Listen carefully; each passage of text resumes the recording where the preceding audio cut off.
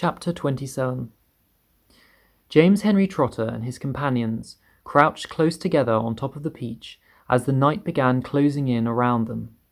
Clouds like mountains towered high above their heads on all sides, mysterious, menacing, overwhelming. Gradually it grew darker and darker, and then a pale three-quarter moon came up over the tops of the clouds and cast an eerie light over the whole scene. The giant peach swayed gently from side to side as it floated along, and hundreds of silky white strings going upward from its stem were beautiful in the moonlight. So also was the great flock of seagulls overhead. There was not a sound anywhere. Travelling on the peach was not in the least like travelling in an aeroplane. The aeroplane comes clattering and roaring through the sky, and whatever might be lurking secretly up there in the great cloud mountains goes running for cover at its approach. That is why people who travel in aeroplanes never see anything.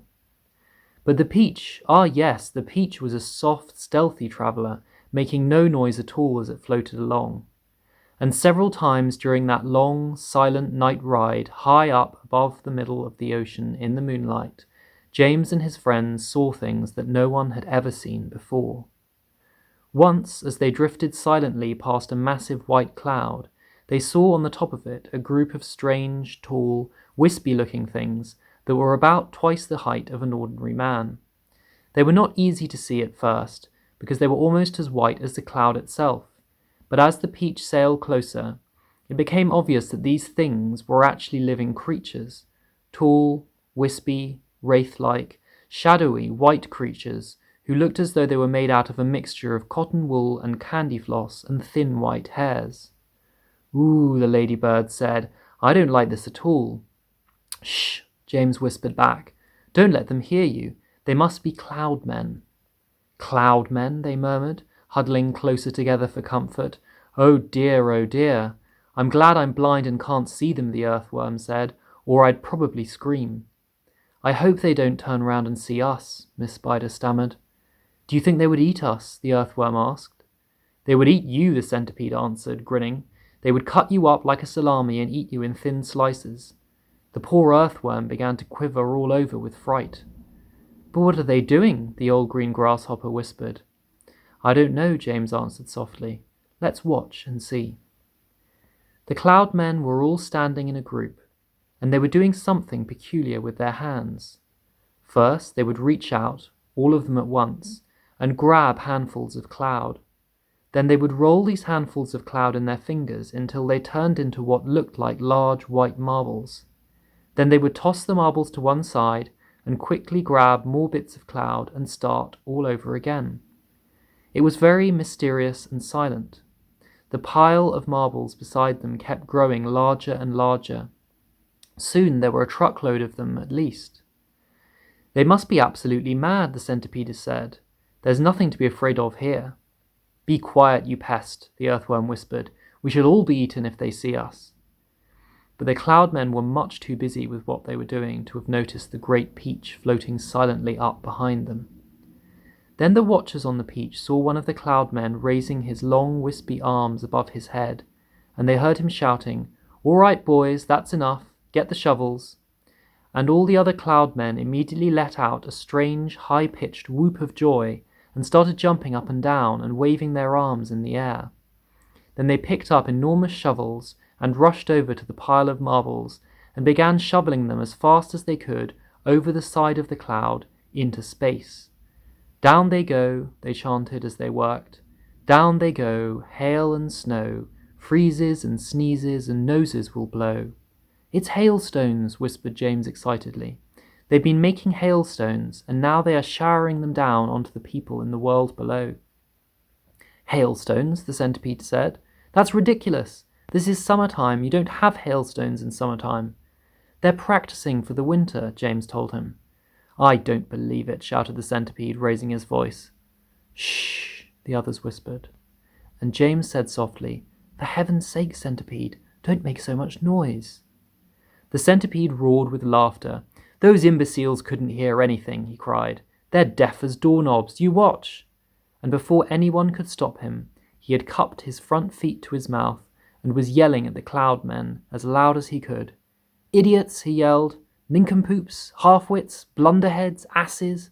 What on earth do you think you're doing over there?" The effect was immediate.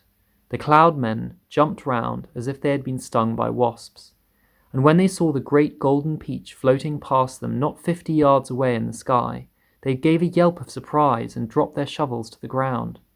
And there they stood with the moonlight streaming down over all of them, absolutely motionless, like a group of tall, white, hairy statues, staring and staring at the gigantic fruit as it went sailing by. The passengers on the peach, all except the centipede, sat frozen with terror, looking back at the cloud men and wondering what was going to happen next. "Now you've done it, you loathsome pest," whispered the earthworm to the centipede.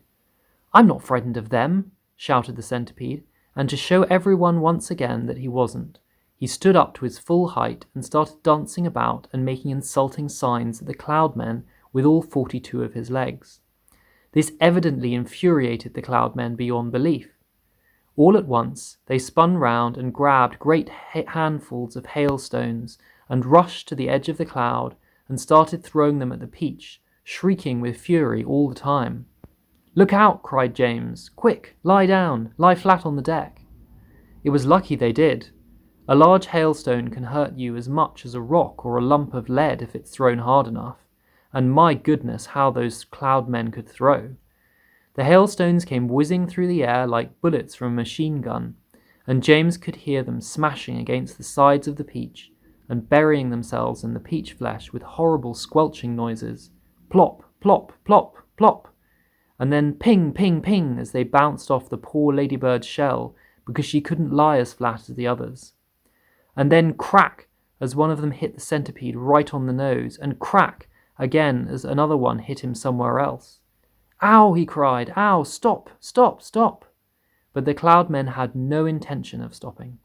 James could see them rushing about on the cloud like a lot of huge, hairy ghosts, picking up hailstones from the pile, dashing to the edge of the cloud, hurling the hailstones at the peach, dashing back again to get more, and then, when the pile of stones was all gone, they simply grabbed handfuls of cloud and made as many more as they wanted, and much bigger ones now, some of them as large as cannonballs. "Quickly," cried James, "down the tunnel, or we'll all be wiped out." There was a rush for the tunnel entrance, and half a minute later everybody was safely downstairs inside the stone of the peach, trembling with fright and listening to the noise of the hailstones as they came crashing against the side of the peach. "I'm a wreck," groaned the centipede. "I'm wounded all over." "It serves you right," said the earthworm. "Would someone kindly look and see if my shell is cracked?" the ladybird said. "Give us some light," shouted the old green grasshopper. "I can't," wailed the glowworm. "They've broken my bulb." "Then put in another one," the centipede said. "Be quiet a moment," said James. "Listen, I do believe they're not hitting us anymore." They all stopped talking and listened. Yes, the noise had ceased. The hailstones were no longer smashing against the peach. "We've left them behind. The seagulls must have pulled us away out of danger. Hooray! Let's go up and see." Cautiously, with James going first, they all climbed back up the tunnel. James poked his head out and looked around. "It's all clear," he called. "I can't see them anywhere."